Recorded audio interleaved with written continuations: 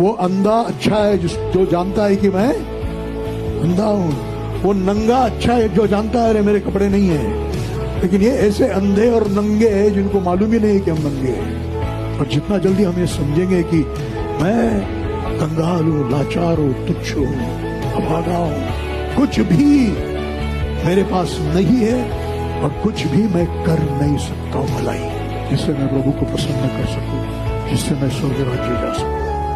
जितना जल्दी हम ये 0 पॉइंट में आ जाएंगे उतना ही जल्दी मसीह हम में जीना शुरू हो जाएगा। आपका ये खुद का भरोसा, खुद की ताकत, खुद की भलाई, खुद को अच्छा समझना, मैं कर सकता हूं सोचना, ये सब मर जाने के सिवा उसको क्रूस पर चढ़ाए बिना यीशु पवित्र आत्मा के द्वारा आपके अंदर जी नहीं सकता और आपके द्वारा भलाई हो नहीं